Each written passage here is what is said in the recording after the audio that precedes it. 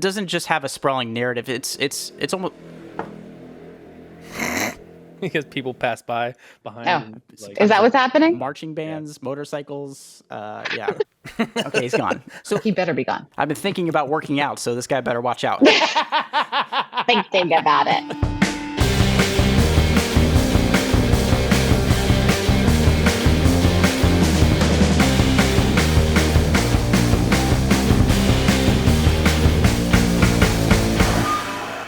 Hey, I'm Blake. And I'm Dave. And this is the Mob Movie episode of First Prize Films, the stabbiest podcast, where we each select a genre-specific movie, separated by at least a decade, and pit them against each other, Dave, to find out which film wins the coveted title of First Prize. Can you tell us what that means? Yeah, so it's like the weather predictions in Ohio. It's meaningless. I made Blake watch Goodfellas, a movie about how stealing, killing, and adultery are fine, but drugs, I guess, are not.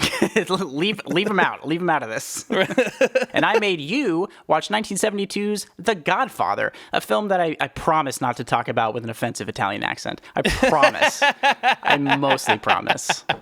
So we have a special guest today. We do. We decided, since we're doing mob movies, we wanted an extra Italian episode. Oh, yeah. And we decided to ask my cousin, Floriana Lima, to join us for this episode. Hey. Oh my goodness. Hi guys. Thank you for having me. Thanks for coming. Do you want to tell our listeners a little bit about yourself? Sure, I'd love to tell you about myself. Yes, Dave, I am your cousin, your older cousin. Yes. We grew up together. We have a big, giant Italian family that's So big. very loud and very exciting and passionate and loving, and there's lots of food. So these movies were very near and dear to our upbringing. We weren't in the mob. Our family's not the mob, but To be very clear. Or so we have to say. I currently am in Los Angeles. Okay. I am an actress. I work out here, and yeah, I love movies. So you're the perfect person to talk to these movies about because family, Italian, and you're an actress. So Boom. it's great. It all works. And but I have to know, Dave. Yes. Why you chose Goodfellas. I'm gonna be honest with you. I'm like the worst Italian ever. I had never seen either of these movies all the way through before this. Oh my gosh. Before this, I don't even know. Should we admit this? I know. Cut this. I know. Cut Like this I've segment. seen parts. I've seen parts, but I I couldn't get through them because I was like, oh, they're so long.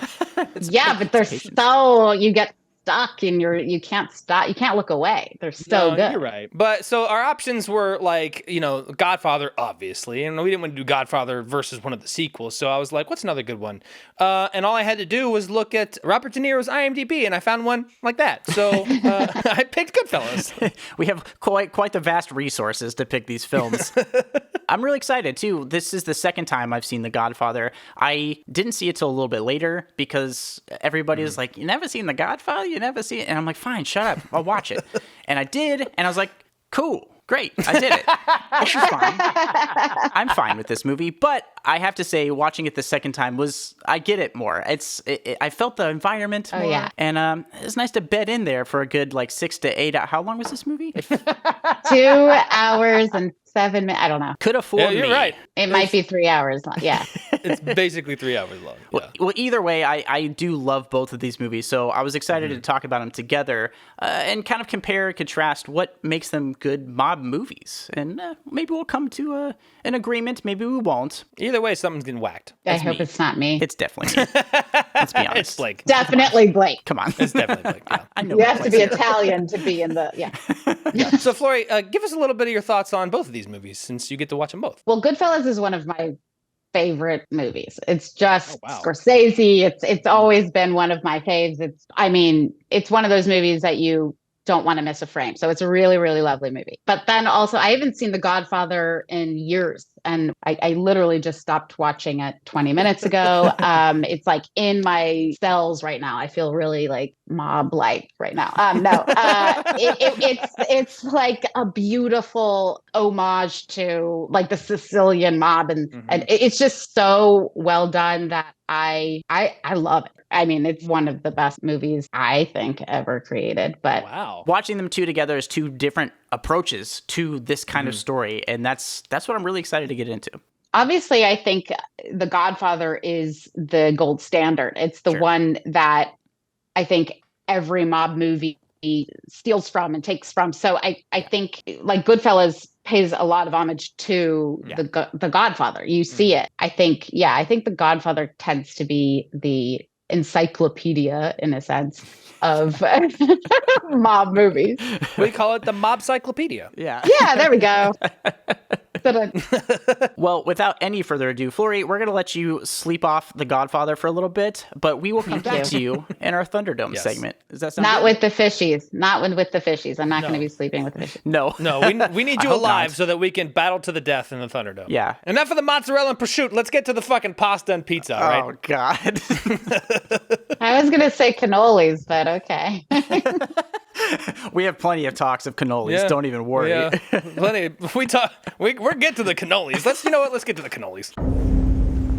Movie 1, Goodfellas, 1990. All right, Dave. We're here. We're going to get through it together. Give me the synopsis to 1990s Martin Scorsese's Goodfellas. Meet Henry, a nobody with the big dream of being a criminal, to each their own, a nobody who achieves that dream. Watch as he gets away for 30 years with theft, murder, abuse, property damage, and so much more, only to lose it all because he can't keep his fucking nose out of the powder. It's an aesthetic thing, Dave. Just leave him alone. We open to 3 New York Italians from 1970 in a car, probably going to a deli to buy some salami. I can make that joke. I'm Italian. I was wondering. Yes. When out of nowhere, we hear some banging, and the Italians pull over to find a guy in their trunk who is like half alive. No. Still alive. No. Fucking piece of shit. So instead of like freaking out, one of them stabs him repeatedly before a second one shoots him like 4 fucking times, which feels like a bit of overkill. This is the most brutal opening to a movie ever. They're like so inconvenienced that this guy's not dead in their trunk. Like, God dang it. Stab. As far back as I can remember, I always wanted to be a gangster. So we're going to get some backstory of our main character, Henry, played by Ray Liotta. Rest in peace. Oh, yeah, he died, didn't he? Yeah, and not like sarcastic rest in peace. I hope Ray Liotta is like chilling. Anyway, so Henry grew up in the 50s across from a mob-owned cab stand that was run by a guy named Paulie. Oh, you know, the classic archetype of mob cab stands. Yeah, Right. We all know and love. Although Paulie is a pretty cabby name. Anyway, Henry, who is only half Italian, gets a job at the cab stand as what amounts to an errand boy, I guess. Sure. And, his parents did not like it because, crime and stuff. And in this backstory, we get a lot of information that we don't really need. But what we do need to know is that Henry loved the idea of being a gangster, and that Paulie's cab stand mafia people took him in with like open arms. It's sweet. It's like such a beautiful story of a boy coming into his own and learning to kill people for money. You're right, too. Like, we don't need all this stuff for our purposes of this recap, but there's a lot to There's the so dynamic much. here that we just don't have time to get into. No. And also in this backstory, we meet Jimmy, played by the amazing Robert De Niro. Yes. And Jimmy Was one of the city's biggest hijackers of booze, cigarettes, razor blades, shrimp and lobsters. I mean, they just gave it up, no problem. sounds like Jimmy is preparing for a very weird party. Please invite me. I have extra razor blades.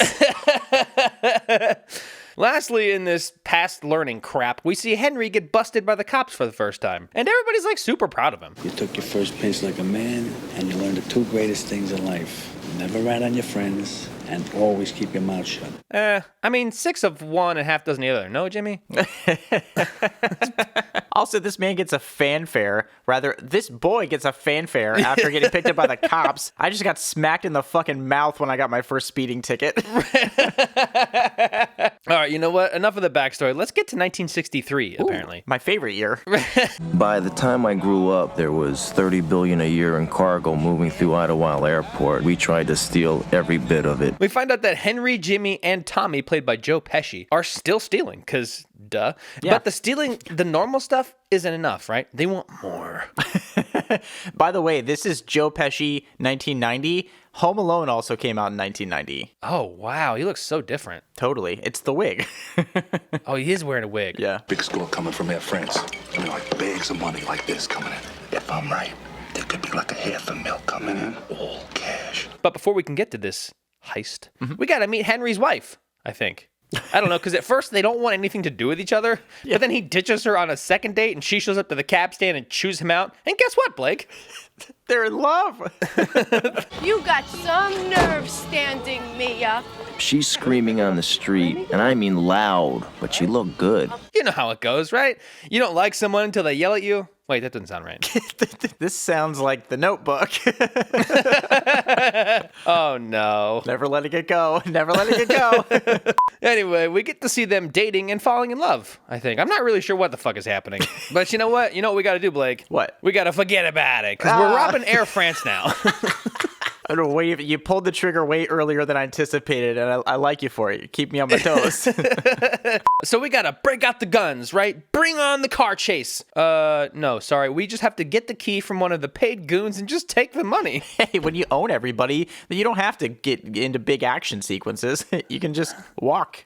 Yeah, and but just that's do it. boring. Whatever. We get the good stuff later. For now, we get the boring, easy heists. Fair enough. I'm proud of you now. That is a lot of money for a kid like you, all right? Feels like a backhanded compliment. We're gonna move past it. Feels like a lot of money for someone so fucking stupid like you with that stupid face. Anyway, kid. After some more Henry and Karen falling in love crap, and Jimmy threatening a fucking wig peddler over some debt, Karen calls Henry because her neighbor guy that she's known all her life pushed her out of a car after assaulting her. Ugh. And if it's one thing that you don't do to a mobster's girl, it's rough her up because... I swear my fucking mother, if you touch her again, you're dead! And naturally, Karen gets scared and breaks up with him because how scary is... Oh, nope, she marries him. Super. Oh. Mazel tov. I mean, to be fair, if Ray Liotta beat up one of my ex-boyfriends, I'd probably marry him too. It's a keeper. It, like, legitimately though, is a brutal scene. It's brutal for sure. We get this in a single long take. There's a lot of these long takes in the movie, but it's just following Ray Liotta as Henry just coming across the street. Just cracks him in the fucking nose. You know it's coming, and it's still startling. Oh yeah. After a while, it got to be all normal. None of it seemed like crime. Now we get an almost sex scene overlaid with how Karen becomes okay with the clearly illegal lifestyle that Henry leads. It was more like Henry was enterprising and that he and the guys were making a few bucks hustling. Sure. Whatever. But now Karen explains to us that everyone in the mob and their families always did everything together for some reason. I don't care. Where's all the mob stuff? They're family, Dave. It's a crime family. They take it very seriously. Regardless, though, now it's 1970, and we're in a bar with Henry, Jimmy, and Tommy. And you know who else is there? Who? Some guy named Bats, who I guess is apparently important, but Tommy used to shine his shoes. Bats comes out of nowhere. He's just at the bar. He's just there. And you know what? He doesn't let Tommy forget about the whole shoe shining thing. No. And, luckily, Tommy's a good sport about it. Oh, that's right. Tommy's fucking deranged. Tommy's a fucking menace. They beat the fuck out of this guy, and he dies, of course, right? And they have to bury him. Sure. But not before having a midnight meal with Tommy's sweet mother. The lady is sweet, and she paints, and it's really adorable. And after a way too long scene with Tommy's sweet mother, we're back at the opening scene where they kill the guy in the trunk. Oh, yeah. So this thing must be about over, right? Wrong! We're only halfway through the fucking movie! I mean, hits just became a habit for some of the guys. Guys would get into arguments over nothing, and before you knew it, one of them was dead. Finally, we're getting to the shit start spiraling out of control part of this movie. Probably. Hopefully. So this Bats guy, I guess, was part of another crew. Someone untouchable. They call him a made man. Well, okay, not totally untouchable. You just had to have a good reason to kill him, I guess. They're like committee of this murder. Like, it's like make some phone calls. Like, you go with this? Yeah. This guy sucks. We're gonna kill him. All right. Cool. All right, fine.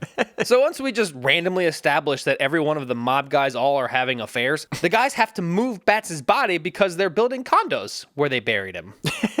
Convenient. Urban sprawl at its finest. Run for me, you prick! Dance! Dance the fucking drink back here! So now we're really establishing how nuts Tommy is. He's giving shit to their errand boy and shoots him in the foot because making people dance thing, you know, in cartoons doesn't work in real life.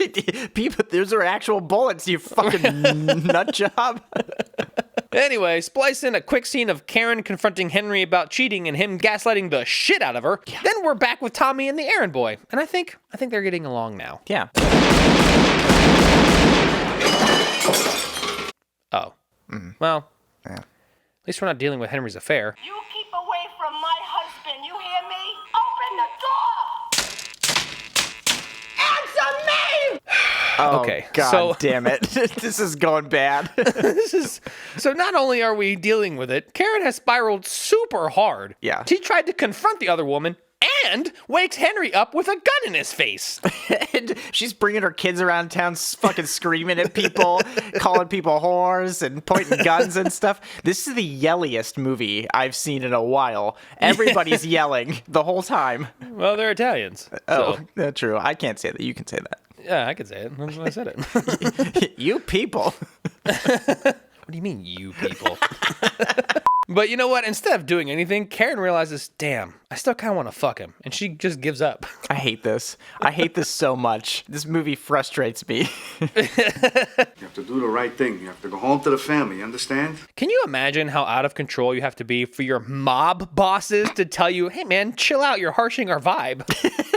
Come on, we'll throw the bastard to the lions. No! I'll get it! I'll get the money! Anyway, Henry and Jimmy have to go to Florida, and after nearly feeding a guy to the lions at the zoo, they come back home, and they all get arrested and sent to prison, aka some fucking guy's warehouse-looking thing where they can eat steak and lobster and smoke cigars, and they just get to hang out with each other. What the fuck is happening? I mean, everybody else in the joint was doing real time, all mixed together, living like pigs, but we lived alone. I mean, we own the joint. Dude, it's like they're living in my studio apartment, just hanging out, wearing robes and shit. Oh, it's great. It's weird. I want to go to prison. It sounds comfy. Sure. And after we find out that Henry is selling drugs to the general population inmates, and Karen makes a quick scene in the jail about seeing Henry's mistress on the guest registry, Henry gets out. Just like that. And now, Polly is warning Henry not to mess with drugs and to be careful around Jimmy and Tommy. And Henry listens. Oh, no, sorry. He starts dealing all of the drugs, and within a few months, Henry's rich again. But of course, that's not enough. They need another big store, don't they, Blake? Oh, it's true. They definitely do. And these are the guys that Jimmy put together for what turned out to be the biggest heist in American history, the Lufthansa heist. Turns out, Jimmy and the crew steal $6 million from Lufthansa. I don't know. Is that how you say it? Lufthansa? Lufthansa, thank you. And every one of the guys that Jimmy used is apparently a moron because they immediately go out and buy really expensive shit and start drawing attention to themselves. But not Henry, because Henry is smart. Aaron! Judy! Rose, come here! I got the most expensive tree they had! You know, I'm starting to think the term wise guys is a bit ironic. This is really great. It's really funny. There's that really tense scene, you know, they're at the bar and Jimmy's standing there as people come in and he's rolling up with pink Cadillacs and fur coats. He's like, what the fuck? And he's berating these people. Yes, and like the scene could have just gone on for like a minute or so because we get the point, but we stick with it. And Jimmy's like, you fucking idiot. And I was like, oh my God. I'm like, cut away, please. It's making me uncomfortable. Jimmy, my kneecaps hurt just looking at Jimmy. Yeah, you're always fucking late. You're late for your own fucking funeral. Anyway, after a bunch of other stuff that I didn't feel like recapping because it didn't feel like it mattered, the guy they hired to get rid of the truck, Stax, played by fucking Samuel fucking Jackson, who isn't yelling in the yelliest movie ever, isn't fucking yelling. He barely speaks at all. I don't know what the fuck to think of this. Anyway, that guy, he in fact didn't get rid of the truck, and now the feds are everywhere. Wow. And while Henry's freaking out, Tommy is getting to be a made man, a boss of sorts. Ooh. I could see for the first time that Jimmy was a nervous wreck. Now Jimmy starts whacking the crew that he used for the Lufthansa heist one by one because he can't handle the pressure from the feds, apparently. Yeah, this is a thing I wanted to ask you about. Is that a good move or is that like a really fucking bad move? Well, you're killing off the only people that can link you to the crime, so... Okay, I'm not taking a note for any particular reason. Okay. But I'm definitely taking a note. And I am scared. When are you moving back to Los Angeles, Dave? So, like I said, he does this because he thinks everyone's going to crack and rat him out. I mean, he has a guy killed by a screwdriver to the back of the neck. Fun. A guy and his wife left for dead in their new car. Really fun. A couple of guys in a garbage truck. Nice. And even some guy hanging in a frozen meat truck. Spicy. Still, I never saw Jimmy so happy. Well, I hate to spoil the fun there, Jimbo, but you know how Tommy's getting to be a made man? Yeah. Well, it turns out being a made man when you're a psychopath means getting shot in the back of the head. Oh, he was killed off so unceremoniously. It was great. Oh, no. It was revenge for Billy Bats, and there was nothing that we could do about it. Well, we don't sit with that for long, Blake, Nope. because now it's 1980, and Henry is hooked on cocaine while selling guns. You know how it goes. Yeah, and synth music too, I think. I don't know, I might have made that up. No, I'm not nuts. This thing's been following me around all fucking morning, I'm telling you. Henry is super paranoid and thinks that there's a helicopter following him around town while he does illegal shit. And eventually, the helicopter disappears, Yeah. and the criming can commence. Thank God. Listen, you know what to do? Yeah. Now make sure you leave the house when you make the call. Not only does she not do that, Yeah. Henry has everyone working for him. His wife, his mistress, and his babysitter. That's the one who was like, yeah, whatever, being the smart mouth. Involve the babysitter. And of course, it goes about as well as you'd expect. Because now the babysitter won't fly without her hat. So Henry has to take her to go get it when... Please, freeze! Don't you move, you motherfucker! I'll blow your brains out! Didn't know the cops could talk to you that way, but anyway. Where's the law that they can't, Dave? Point it out to me. Ah, crap. So Henry gets arrested, and not for the Lufthansa heist, but of course, it's fucking drugs. Of course. They've been following him for a month, tapping his phone, the works. Yeah. Bet you're really rethinking the whole just try drugs thing right about now, aren't you, Blake? Okay, listen. What? Okay, listen. Are we listening? Just once, just one time. Just once, I'm saying. Do you want to end up like Henry? Clearly, once he started doing drugs, he started making a lot of money. So I see the correlation here. And then gets arrested. And then loses all of the money. Are you paying attention? I'm thinking short term, Dave. Short term gains here, buddy. Karen finally got her mother to put her house up for my bail, and I was out. So now Henry is freaked out because he knows Polly will have him whacked for doing the exact thing he told him not to fucking do. On top of that, Henry's freaking out because Karen flushed the rest of his Coke, $60,000 worth. And I'd probably freak out about my wife flushing 60 grand down the toilet too. But, you know, Henry only has one thing left to do. Do more Coke? Find more Coke? Two things left to do. Okay, just checking. Ollie, I'm really sorry. He goes to beg Polly not to kill him, and it actually goes pretty well for it being a mobster. I was surprised. Yeah, I mean, we had like 45 minutes left in this movie, so I wasn't that surprised. Good point. But Polly gives him like $3,000 and then is like, okay, bye forever. We're not friends anymore. So Karen goes to Jimmy for help because Polly wasn't much of it, right, and realizes that Jimmy is probably worried and thinking about killing them both over the Lufthansa heist too. Yeah. If you're part of a crew, nobody ever tells you that they're going to kill you. So your murderers come with smiles. They come as your friends. Horrifying. So Henry meets with Jimmy to discuss Henry's case, and Jimmy tasks him with going to Florida to whack the only person that the feds have against him, right? Mm-hmm. Which obviously means that Henry is getting whacked in Florida. Right. So that leaves him with one final option. What? You want Henry. They don't want me. But Henry's gonna be in a witness protection program. They're not gonna be able to get to him. This motherfucker turned state's witness. Oh, fucking narc. He fucking rats him out. He turns on Jimmy and Polly. But you know what the toughest part is for Henry? What? It's not that he has to turn on his friends. Uh-huh. It's not that he's disrespecting the person that gave him a life. Mm-hmm. It's the money and stuff. He's upset about not having any more money and stuff. He's like, oh man, fuck my friends and the people who made my life what it is. I need $20K. I put a down payment on that house, damn it. He's complaining about the money and the jewelry and the Coke that just sits out by his fucking side table and like... Dude, Henry sucks. He doesn't say anything about Polly or Jimmy. Everybody in this movie fucking sucks. I mean... everybody. Yeah. There's no good guys, really. Nope. It's just everybody's bad guys. Yeah. I hate everybody. Everything was for the taking. And now it's all over. Then we get updates from the screen about the real people from this case as of 1990. Henry Hill was still in witness protection, but got divorced. Sure. Polly died in prison. Yep. And Jimmy was serving a 20 to life for murder. Oh. Yeah. Yeah. So. We roll credits. What a journey. I don't really know what this movie is about still. What? It's about the rise and fall of an average American man. Sure. It's so much stuff happens that I'm like, why are we watching this? No, I get it. I think this movie is great because we get to see the life of this man who's a fucking idiot. He's smart in the right ways for the right time, but like that has an expiration date. And we got to see that wise guy expiration date come for everybody. Yeah. And I think that's really fun and interesting. And I think it's told in a really exciting way. Even though I know there are some dull parts for you, this movie gripped me pretty tight. I'm not gonna lie. Really? Oh yeah. I think the editing, I think the narration is great. I think the acting is impeccable. There's a bunch of those classic Scorsese like needle drops at the end too. Lots of great songs. The movie ramps up as he does more coke.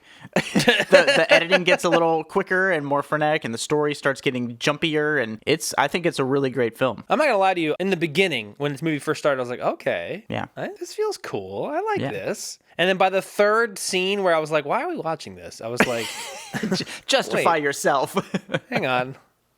I'm not sure what's happening in this movie. But you know what I think we really do need to do, though? We need to take a step back from... There's a lot of crazy energy going on with this movie. I think we need to take a step back and really feel out some of this arc, but from like the slowest possible angle. Yeah. The quietest, tiniest way we can possibly hear the story. I want to do that. Okay. Because I need a breath. So maybe if you're ready, I think we could probably get into another movie that we watched. Did we watch another movie? This one was so long. I don't know. We watched Nosferatu, the 1924 classic mob movie. All right, let's do it. Let's do it. Movie 2, The Godfather, 1972. All right, Blake. It's time to get into arguably the most famous mob movie ever. Oh, yeah. Give me a synopsis for The Godfather. In the twilight of his mob boss career, Don Vito Corleone grooms his children to take over the family business before his heart can explode while prancing around his garden. Who amongst his children will rise to the occasion, and who will be shot into an unrecognizable meat sack? Lots of stuff going on in this movie. Oh my God, so much. So we open to a father asking Don Vito Corleone, played by the mumbliest version of Marlon Brando, to help get justice for his daughter. His daughter was brutalized by some guys, and if there's one thing we can gather, considering the genre we're talking about, this father wants these guys killed. Yes. Done. Whacked. Okay, I'll stop. You come into my house on the day my daughter's to be married and you ask me to do murder. But luckily, Dave, it is the 1940s, and if you want murder, all you gotta do is ask. Wait, what? Yep. Someday, and that day may never come, I'll call upon you to do a service for me. Until that day, accept this justice as a gift on my daughter's wedding day. Shouldn't you, like, get gifts and not be giving them? No, it's true that Don is granting wishes on his daughter's wedding day like he's the fucking murder fairy. As part of the wedding, no Sicilian can refuse any request on his daughter's wedding day. It's just like not a sustainable model. So I don't know. No. I don't know. This is also the reason why I can't have kids. I can't afford the lifestyle, Dave.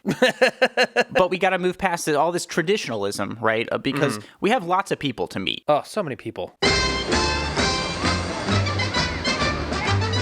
So at this wedding, we get a sense of the Corleone crime family dynamic. We have the Don's sons, Sonny, the hothead, played by James Caan, Fredo, the drunk idiot, and Michael, the war hero, played by baby-faced Al Pacino. Amazing seeing him like this. So Dave, having previously established you are Italian, yeah? Yes. Have you ever been to a wedding like this? I was about to say, this feels like one of my family's gatherings. I have been to probably 30 weddings like this. Sorry. Can you say that again really quick? All I heard was blah, blah, blah, pizza and spaghetti. Listen, you don't want to fuck with an Italian. We're just watching 2 movies on why you don't fuck with Italians.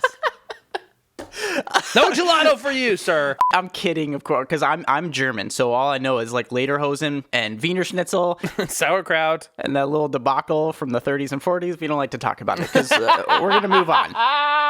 Michael, that man over there is talking to himself. He's a very scary guy. Well, who is he? What's his name? His name is Luca Brazzi. He helps my father out sometimes. War hero's son Michael, he's here at the wedding with his date Kay, played by a very young Diane Keaton, and he's not really into this whole crime family life, you know? He's a soldier and whatnot. Yeah, he's legit, I guess. He's the outlier, of course, of the family, which we can immediately tell because he's the only calm and rational one of his brothers. Johnny, Ganzo, sing a song. Next, we get to meet superstar singer and godson to the Don, Johnny Fontaine.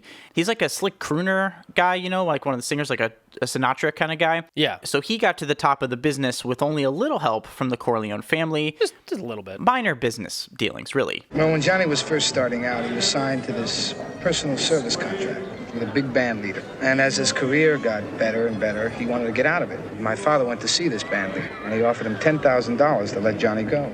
But the band leader said no. So the next day, my father went to see him, only this time with Luca Brazzi. And within an hour, he signed a release. How'd he do that?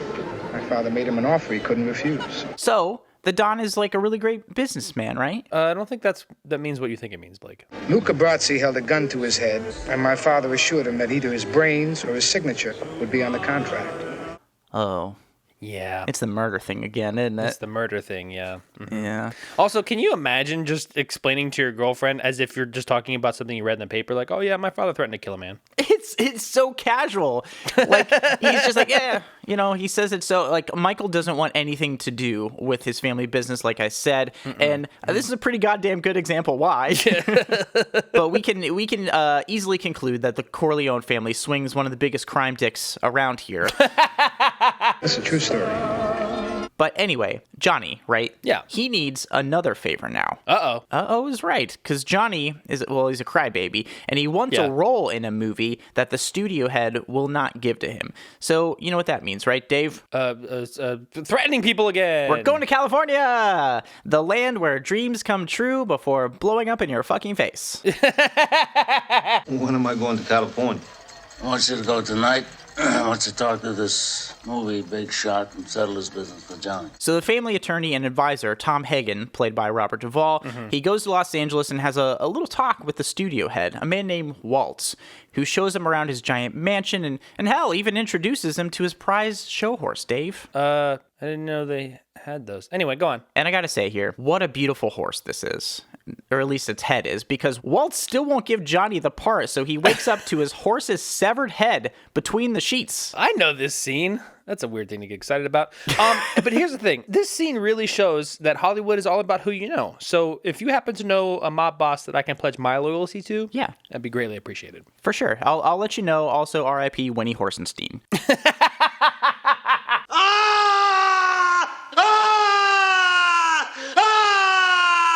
All right, enough of this horsing around. Oh, my God. We're on to other business, Dave. We're getting into sniffier business because the Corleones have an offer to expand their business beyond gambling, ladies, and booze. We're talking drugs, Dave, but not the fun ones. Not the fun ones. Oh, wait. What? The big H, baby. Oh, yeah, definitely not that one. Don Corleone. I need a man who has powerful friends. I need $1 million in cash. I need, Don Corleone, those politicians that you carry in your pocket. Anyway, this drug baron, Sollozzo, wants Don Vito to invest in his drug business. But Vito, he's not into crime for the money or notoriety, Dave. No. He's in it for the children. Yeah. What? No, sorry, that was the Wu-Tang Clan. My bad. Wu-Tang is for the children. We teach the children. Vito, he can't hold on to his political connections if drugs are involved, so he says no to this. Smart. But, you know, this is where things start getting dicey here, because Vito is suspicious of Sollozzo's connection to a rival crime family, the Tattaglias. I mean, yeah. So, do you remember Luca Brazzi? Yeah. The muscle? The muscle. At Don Vito's insistence, Luca Brazzi goes to try to get some info from the Tattaglias, but they ain't no dum-dums. No, they're a lot smarter than I am. They're more like stabs. Oh, yeah, that too. The Tattaglias knew Luca was trying to two-time him, so of course they kill him, and now they're gunning for the Corleones. Like, literally, they kidnap Tom, the attorney, and they shoot Don Vito while fucking Saucy Fingers Fredo fumbles his gun trying to protect him. Like, yes, your son is a dipshit, Don. But you're just out in the open buying fruit all willy-nilly, dude. Like, what do you expect? I was late on my water bill once, and I started wearing tactical gear to the farmer's market. You just never know. I can't believe they just killed Don Corleone. Right? Is he still alive? Close. Dead? Well, we're going to get there. Oh, okay. Because it's pretty early in this movie. We still have 4 more hours of runtime after this. Anyway, the play is now that the Tattaglia family is trying to force the Corleones to enter the drug business, but there's one thing they didn't expect. The Don is still alive. Yes, that gasp is warranted. He took fucking 5 bullets. The Tattaglias must have bought some Acme brand pop guns. It's either that or all that vitamin fortified pasta sauce is paying off for Vito's internal organs. The man's alive. I'm just saying, when you have pasta sauce in your blood, it coagulates pretty quickly. They hit him with 5 shots and he's still alive. With the Don incapacitated, his aptly named son, Sonny, is going to take over the business. It's so dumb. Sonny is going to take over the business now for the time being. The Corleones still don't want to take the drug deal, and Sonny is out for some yummy vengeance, I would say. What? Leave the gun. Take the cannoli. Listen, I agree. Cannoli over guns. It's true.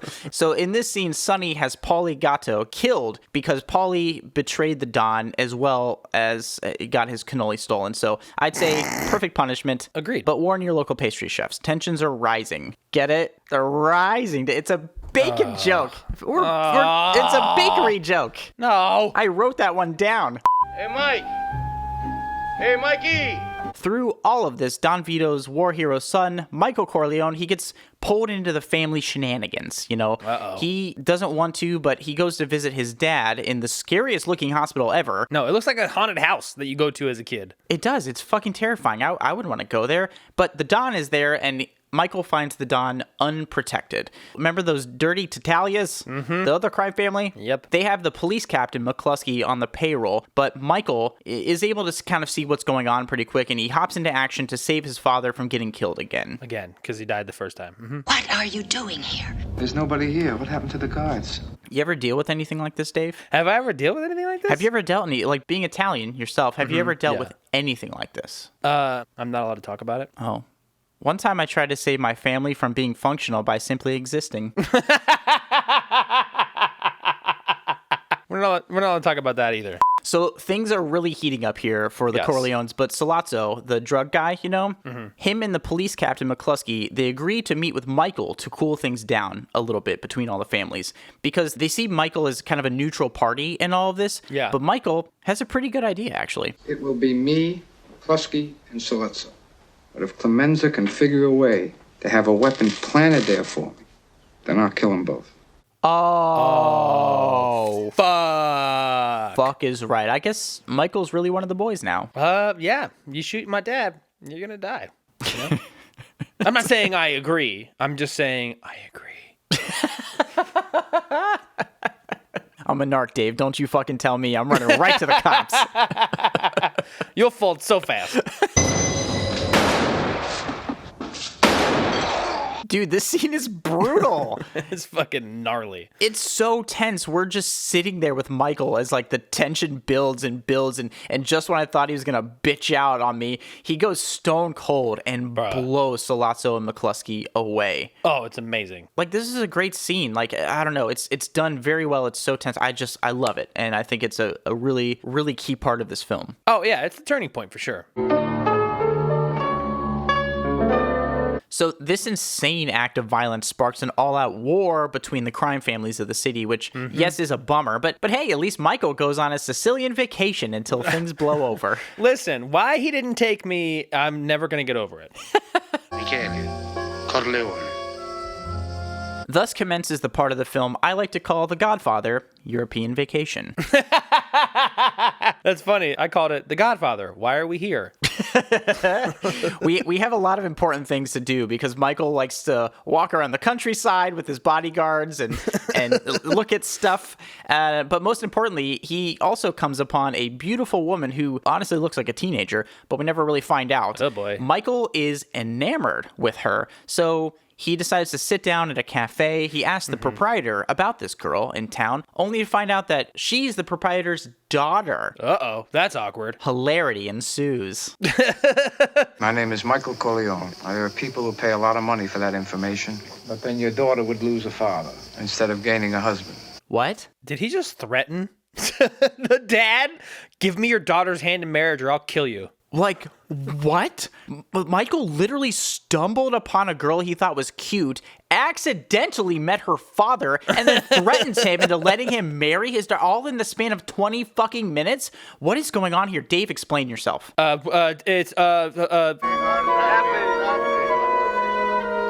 So after a montage of Michael being weird and I guess getting to know this girl named Apollonia, he just marries her, and I don't get it. I will never get this, Dave. 40s. But even though things in Sicily are certainly getting spicy, things back in New York are getting way worse. Spicy meatball. Touch my sister again, I'll kill you. Sonny, remember, he's running the family now. He discovers that his sister's husband, Carlo, has been beating her. So what does he do? He kicks the living shit out of him in public. I'm telling you, if it's one thing you don't do to a mobster, it's fuck with the women in their lives. I'm telling you, man. This is a great scene, though. And despite Sonny being a hothead, this seems like a reasonable reaction. Dude. He's beating him with a garbage can. he's just fucking pounding him. It's great. Yes. But this isn't the last time it even happens after that ass whooping. Sonny later gets a call from Connie, and when he goes to kick the fuck out of Carlo...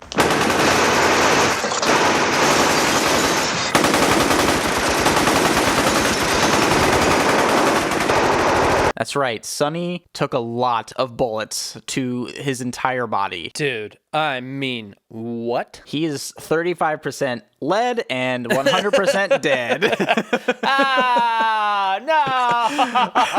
I didn't even write that either. God damn it. All this stupidity is just coming to me. But the hits don't stop, Dave. Back in Sicily, Michael has come down with a case of exploding bride syndrome. Oh, come on. Why? Michael's wife, Apollonia, is killed by a car bomb intended for Michael. So now he knows the jig is up, baby. He's been found out. So pack it up because the good times in pasta are over. Pasta is never over, sir. Pasta is forever. Pasta is forever. But things are going fucking crazy. So Don Corleone, who's recovered from, being shot 5 fucking times, he has to step in to end this war once and for all. He sure does. Don Bassini, I want to thank you for helping me organize this meeting here today. And also the other heads of the 5 families. Basically, Don Corleone will quit his opposition to the drug trade and vow not to avenge Sonny's death as long as Michael can come back to the States safely.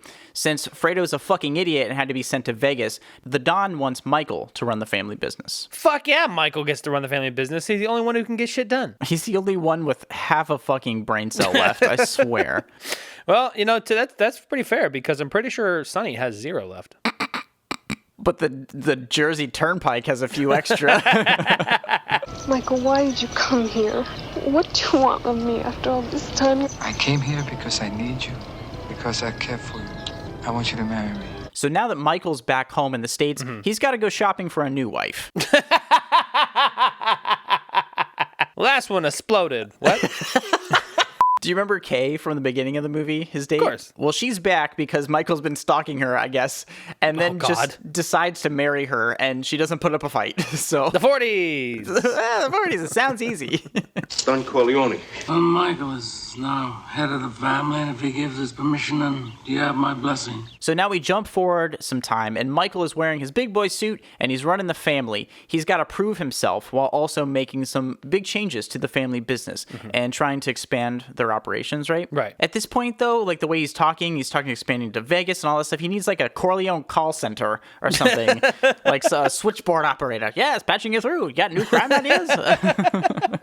That would be pretty effective. It's a one-stop shop for all your criminal underworld needs. It's Criminal Mart. C-Mart, Criminal Mart. We got to stay below the radar, Dave. We can't say it out loud. I mean, sorry. Yeah, you're right. On top of all this expansion, call centers aside, Don Corleone warns Michael that it was Don Barzini who ordered the hit on Sonny, and that he would also try to take Michael out at a meeting at some point. This is the Don's last bit of advice before, well, you listen.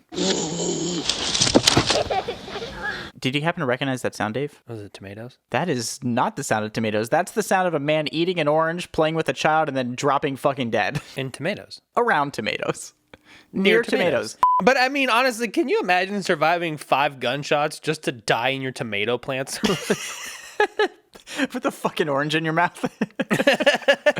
Like, he bites the dust playing with Michael's son, and now Michael's son is going to have so much trauma. Honestly, that's like the most Italian thing I've ever heard. Scarring your children or dying in front of them? Yes. No. No, surviving 5 gunshots just to die amidst tomatoes. It's a very Italian death, says Blake. But you know what's even worse than your mob boss dad dying, Dave? Uh-oh, what? The fact that there's nothing stopping anyone from just taking you out and stealing all your cannolis. I've decided to be godfather to Connie's baby. And then I'll meet with Don Barzini and Tattaglia, all the heads of the 5 families.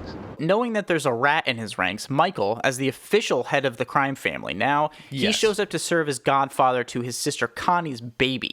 While this is happening, Michael's hitmen take out all the heads of the 5 crime families. Which is not the weirdest part for me. The weirdest part was the fact that the priest, like, breathes on the baby's forehead in the baptism.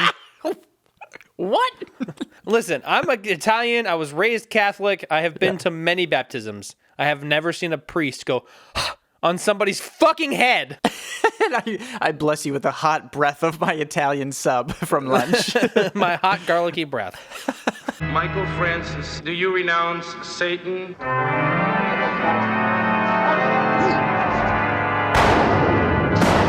I have to say, though, this scene is so fucking good. Michael is essentially being baptized in the blood of his enemies, making this it's true though. It's a stylish, if not dramatic, way to rise to the top of the crime family food chain. I really love this scene, and it really hit hard for me this time. Yeah, it was a great scene for sure. But now that those guys are dead and Tessio is dead, the guy who tried to sell Michael out, right? There's one rat left. Who's the rat, Blake? Connie's wife-beating, bad suit-wearing husband, Carlo. Remember him? Oh, yeah, that guy. Fuck him. You have to answer for Santino, Carlo. Mike, you got it all wrong. Carlo, probably still embarrassed after getting his ass kicked in a bright orange suit all those years ago. We find out he set Sonny up to get killed. Michael knows this. Michael is not happy. Yes, he shouldn't be. He tells Carlo that he's going to let him live anyway and puts him in a car. Hello, Carlo. And he kills him anyway. The Italian way. The man is ruthless and honestly perfect to be running the family business. It's crazy. He's like really, he's transitioned into his role, dude. Like, Connie obviously isn't happy because her dead husband and all, but like, you know what? Life goes on, lady. Get over it. Get over it. Get a new man. They got him down at Walmart. Exactly. Go shopping like your brother did for his wife. Yikes. But speaking of wives, Dave, Kay, remember her? The one that didn't blow up, yeah. Actual Diane Keaton wants to know if Michael really had Carlo killed. Is it true? No. Damn. Wow. He lied to his wife? Slippery slope, man. Michael is a top-notch psycho, dog. The man is on top, and he's not going to let anyone take a shot at him ever again. Nope. This is fucking wild. And now his people, who kind of doubted him before, they finally show him some respect. Oh, good. Don Corleone. Breathe out with me, Dave. Wait, what? Is it over? Roll credits. What? That's how it ends? Yes, that's the perfect way to end this movie. I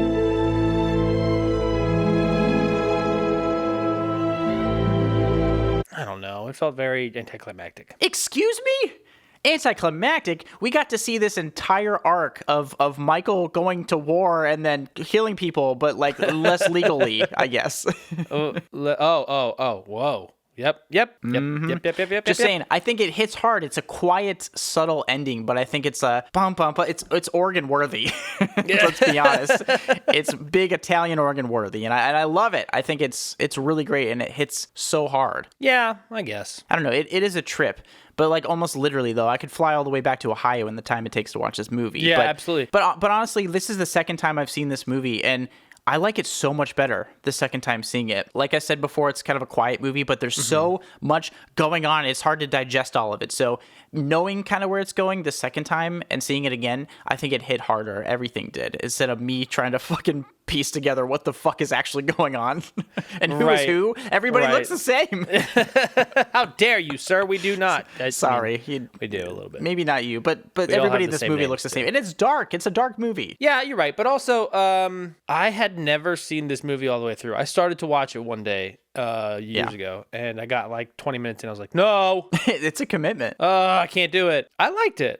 It was too long for sure, but I did like it. And you know, I was bummed because we get to see the real Savage right at the end. Don Michael Corleone is we don't get to see him in action. I wonder if there's like a sequel we could do. I don't know. Maybe we can petition to have one made, because it sounds like a pretty exciting storyline that maybe one day could continue. If enough support for this little indie movie, people can come together on the internet and maybe garner enough interest to get this like small filmmaker, a guy named Francis Ford. Coppolapo or something. I think it's Capella, Dave. Capella, you're right. I went to film school, and this little guy, we can get him the recognition he deserves. Maybe. We could try. So it looks like I'm going to be fighting myself in the Thunderdome, since you are not very convinced by either of these movies. So no. Well, we got Floriana, so okay. So it's me and Floriana, and Dave sitting on the bench and commenting at will. Let's catch up with her. Let's see how she's doing. Let's see if she's fallen asleep yet. I would have. Movie versus movie. Welcome to the Thunderdome.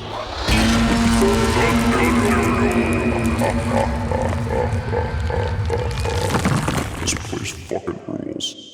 All right, we are back, and now that I've recovered from my fruit stand assassination attempt, we're back here, and I'm feeling spry. Flory, are you still with us? I'm with you guys. Whew, good to hear. Good to hear your voice. It's been a while. We're hanging on by a thread over here. But buckle up, because before we watch these movies, Dave and I, we decided on 5 things that we both agree make a good genre movie. In this case, mom movies. So let's go through them. Absolutely. Number 1, we need a tumultuous family dynamic. Like, we're family, but I'll fucking kill you. Number 2, we need a sprawling narrative. Wait, hang on. I can't keep up. What is this movie about? Number 3, we need a main character's deep moral conflict. To crime or not to crime? That is the question. Number 4, we need high-level crime. We're not just stealing gum here, are we? And number 5, we need gratuitous violence. There's blood everywhere! So I'm going to go ahead and go first with our first point, tumultuous family dynamic. So basically, Blake and I will go through our things, then Floyd, we're going to have you chime in with your thoughts on each point. Okay. So in Goodfellas, we have a very weird family dynamic. Like, It seems that none of them are actually related, but they do everything like a family anyway. Yeah. But like, literally everything, which as an Italian, I can tell you, that can be a little much. Maybe a little bit much. But the tumultuous part comes when anybody gets arrested because the family literally abandons them. That's like holy shit level of tumultuous. I feel it. But with this point, I think we're talking about 2 things. We're talking about the immediate family as well as like the family, you know. Okay. The Godfather, I think, for me, is the epitome of this dynamic. Because first off, in the family, you can't trust anyone. Someone's always out to get you. Sometimes they're sleeping with a fish. It's a mixed up world, and you don't know what's going on, Dave. Somebody's always out to get you. It's true. But even with the actual Corleone family, we have Sonny, right, who is probably close to having an aneurysm anyway, Fredo, who, again, is insurmountably stupid, and Michael, who is the only one of these kids worth a damn, but at the top, Vito. Vito's trying to place all the puzzle pieces, and nothing ever kind of seems to fit. There's always something going on, and that's what really makes this film shine for me. Flory, what do you think? I would say between these two, Goodfellas has the most tumultuous family dynamic because it is a little all over the place. We don't know people aren't related. It's tumultuous. And The Godfather, everyone's definitely related, but it seems more structured. Goodfellas seems a little more all over the place. Yeah, Goodfellas has a lot more cocaine, so I think that contributes to the a lot of coke. Insanity that happens. But you're right. Goodfellas has this like perfect way of using editing to tell us these stories and how the family is just crushing each other, and it's wild. And I do agree. I think Goodfellas it makes me uncomfortable. It makes me actually really anxious. It's giving me the sweats. To your point, Blake, I felt when I'm watching The Godfather that, whoa, it's scary to go anywhere. You felt like you were at any corner you could get whacked. Like that level was there in The Godfather. Oh, for sure. It does feel like this overarching like cloud of death that can happen at any time. You just don't really know. And so we'll see where I come out on this at the end. Okay. Either way, it's going to take a while because these movies were fucking long. Yeah, which actually gets us into our next point, sprawling narrative. The Godfather doesn't just have a sprawling narrative, though. It's almost exhaustive in its approach. I literally took a nap, actually, after I watched this movie. But we span 10 years of the Corleone crime family, right? Weddings are had, people die, deals are made, people die, cannolis are eaten, and people die. There's a lot. There's so much going on, but it's not just sprawling from the top level of time. We also see the journey of Michael Corleone from a clean-handed war hero to killer to Italian vacationer, then back to crime boss. And it's a hell of a journey, I think, that we really get taken throughout this entire 3-hour runtime. I want to make that clear. 3 hours. First of all, is this just a nice way of saying there's too much plot? I feel like it's just a nice way of saying there's too much plot. It's maybe a little bit, but there isn't. And there's a reason for these narratives. There absolutely is. I think they are justified in their runtime. I do, Dave. Okay, sure. Well, here's the thing. You talked about how The Godfather has 10 years worth of time. Yeah. Fucking eat shit, dog, because Goodfellas has 30 years worth of time, okay? And Ray Liotta looks the same. We go from 55 to 87. Ray Liotta does not age.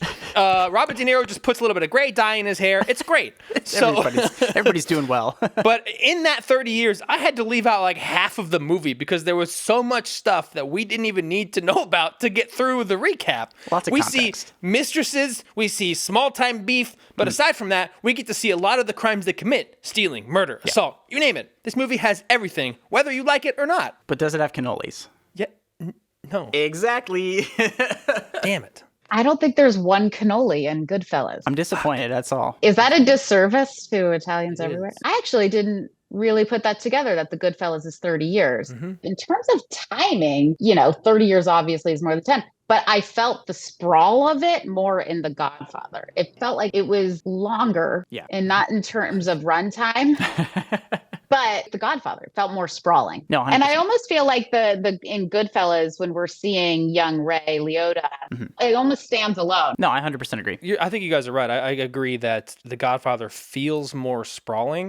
It feels kind of like Goodfellas has 3 separate stories contained in this movie. Young Henry, the middle where they're just like stealing a bunch of shit, and then the Coke days. Yeah. The Coke days. I agree with that. But I think the thing with both Goodfellas and The Godfather is that through line. Despite these big narratives, the emotional heart of these is the main characters. Yeah, which leads us perfectly into our next point, the main character's deep moral conflict. So Henry's deep moral conflict comes kind of late in the movie. And by kind of late, I mean basically at the end. So like last few scenes.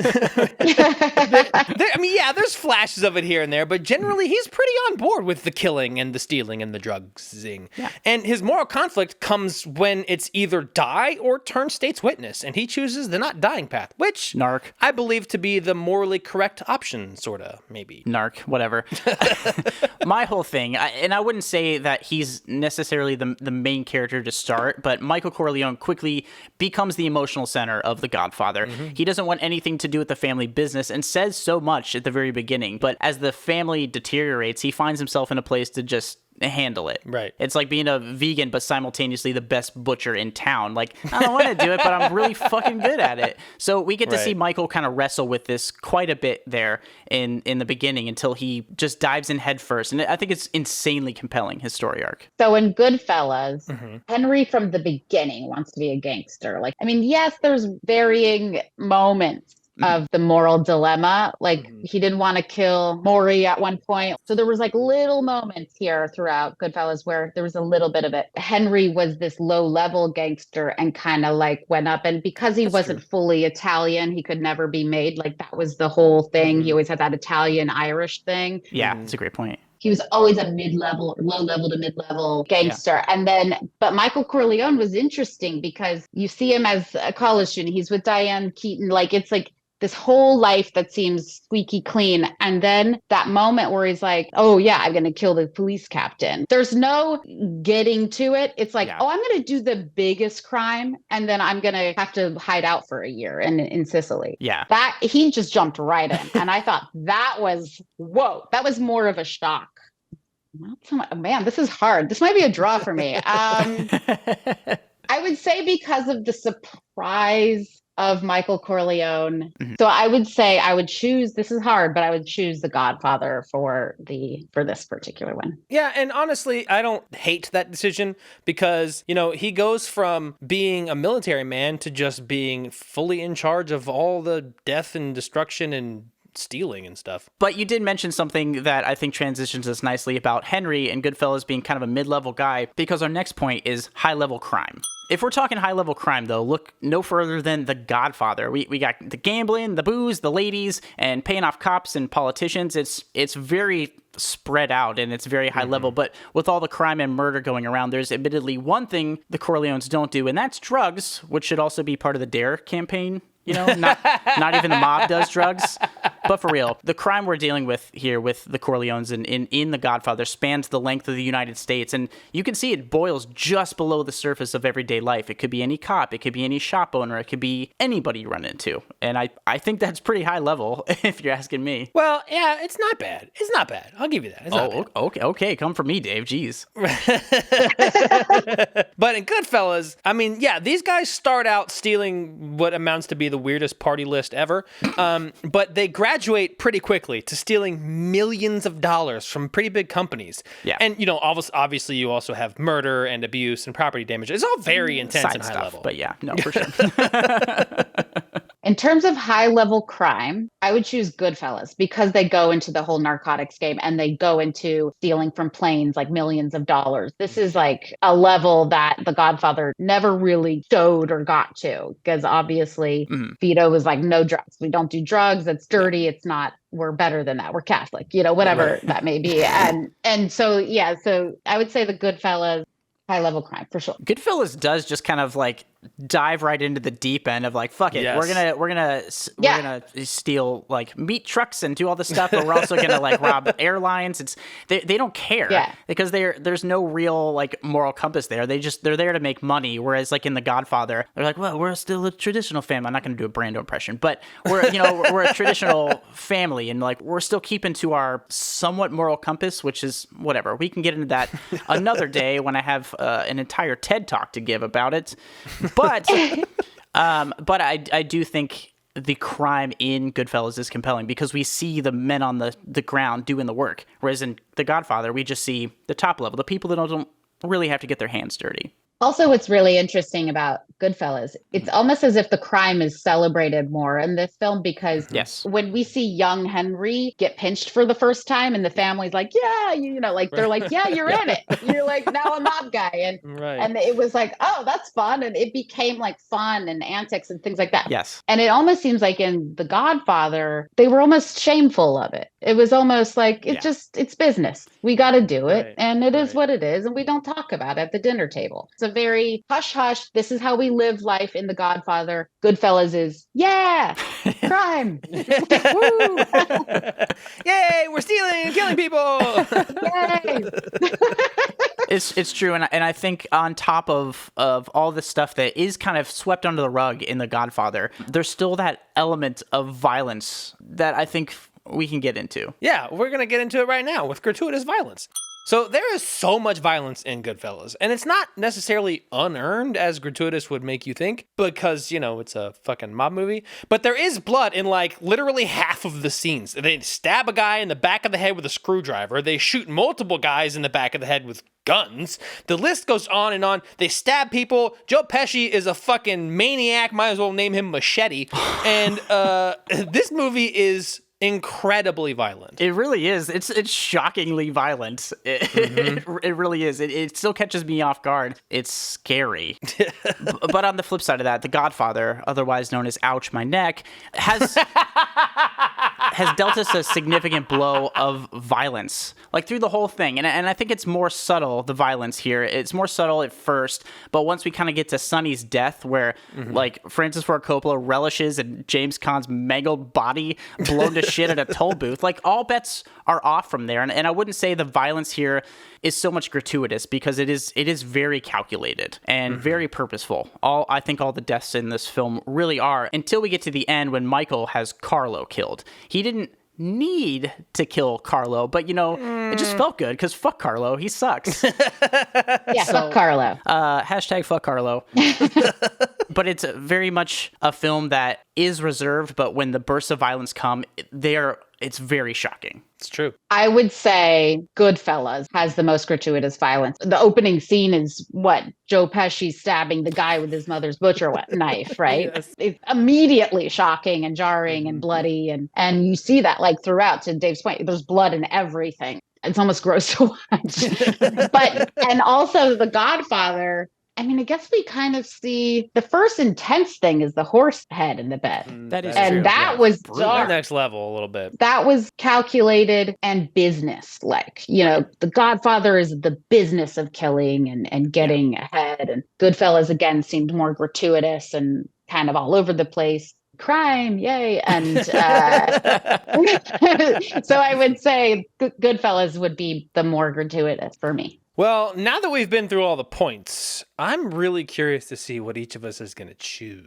I am too. For the winner. So you want to just get to the finish line? I think we should. Usually I have a read on you, Dave, but I don't know. It could go either way here. It's really hard. Yeah, it's going to be a difficult one. Let's get to it. Okay. Hey, look, we did it. It's the finish line. We're at the finish line. Can I go home yet? All right.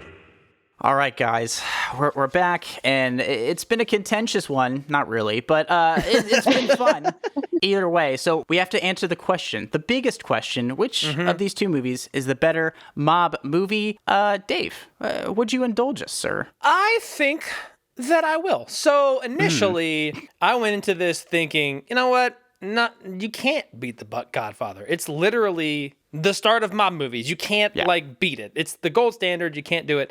And then I first started watching Goodfellas, and I'm like, oh, this is cool. Yeah. And then about halfway through, I'm like, fucking end already.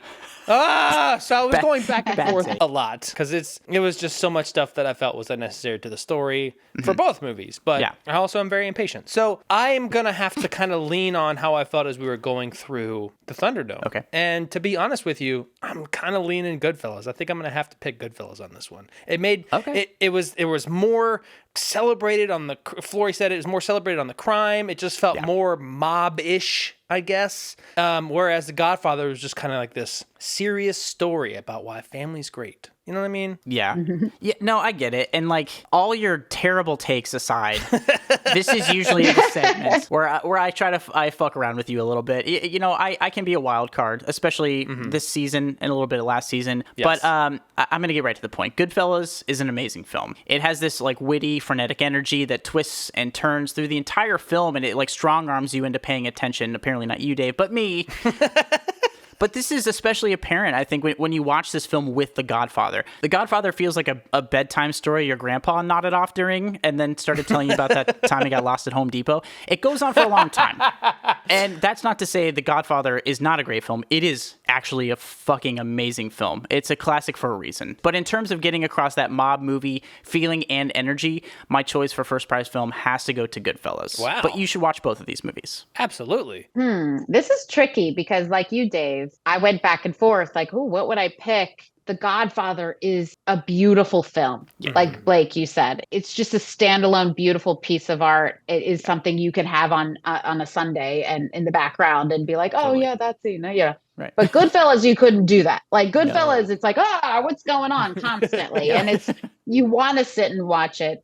It's really it makes you feel a whole lot. Yeah. The Godfather, there were so many touching moments with The Godfather that it really resonated with me and my family and just the Italy pieces and the love and all of that connection. Sure. And that was really, I think, what the mob strive to be, a family. Yeah. And I think The Godfather really captures that really beautifully. Yeah. So I think it is the gold standard. Mm-hmm. But Goodfellas, that's a movie. Like, that's an incredible fucking movie. So it's really kind of like choosing between your children a little bit, because it's like, oh, sure. Mm-hmm. I would say the one that I'm really drawn to as an entertaining movie would be Goodfellas. Hey, it's unanimous. Oh, I mean, it's Scorsese. No, I agree. I think The Godfather, like you said, is the gold standard. It's a quieter, subtler film that really dives into those little family dynamics. But Goodfellas is so in your face, and it's so entertaining. It commands your attention, and it commands your respect, I think. Oh, absolutely. For not only just the art behind it, but the story it's trying to tell. It's great, and that's not just, again, it is like choosing between your children, because I have children, 5 of them. You never see them. Wow. It is one of those things where I think you should definitely watch both, but Goodfellas just really nails it for me. Oh, I agree 1,000%. Definitely watch both these movies, because if I have to go down, you have to go down with me. And, we're all going down. Damn it.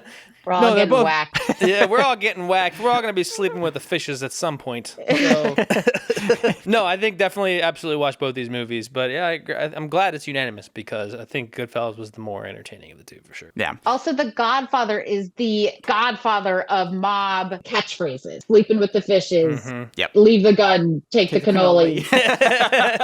Make him an offer he can't refuse. But it is, again, like the Bible of mob movies. Mob movies, especially like Scorsese ones, have been able to take that formula and just turn it up to 11. So that's what we get. Yep. But that's it. I'm definitely going to be wearing my bulletproof and stab-proof vest out of my apartment now, because I just don't know, guys, anymore. I don't know. So I got to be careful. I'm a wanted man. But at the end of the day, Flory, I appreciate you so much for being on the show. Thank you so much. Well, thank you so much for having me. I mean, these 2 movies really mean so much to me. I'm so glad I got to watch them again. And also, it's nice to keep it in the family, Dave. Yeah, absolutely. That's what mob's all about, right? It's what mob's all about. We do that. We do that. But also, Blake, like, you can't just have a bulletproof vest. I mean, the neck with the wire. Yeah, no, it's a good point with the vest and stuff, but you have to take into account I'm a fucking idiot. So from there, we know what my life is going to turn out to be. So anyway, thank you again. We appreciate you so much. Thank you so much for having me. Until next time. I loved vests. It was great. Hey, First Prize listeners, thanks for tuning in this week. Thanks for organizing our crime with us. Yeah. If you enjoyed this episode, if you enjoyed hearing us steal everything and kill everyone, consider subscribing to our socials. It's at First Prize Pod on all platforms, and that includes Facebook, Twitter, Instagram. We're on TikTok and YouTube as well. Also, don't forget to check out our website. It's firstprizefilms.com. Yep, we do this for free because I sold all my drugs before Dave could flush them. But if you'd like to still support us, consider rating and reviewing on Apple Podcasts, or come hang out with us on Twitch. We stream every week talking about movies, having some laughs, and chatting with all of you. Yeah, it's a really great time. Also, join us next week as we get tricked into a cult with these cult horror movies. Yep, we are talking about Midsommar 2018 versus The Wicker Man from 1973. Yeah, it's going to be great. And by great, I mean horribly, deeply disconcerting. If I haven't died from a mob hit, I will definitely die in these movies. Somebody help me. Help me. Get me off of this fucking podcast. See ya. Bye.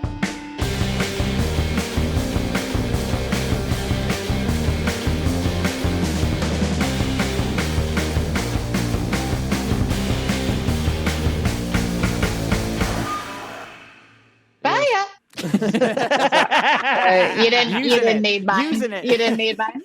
It's going in. It's going They're in for sure. isolating it.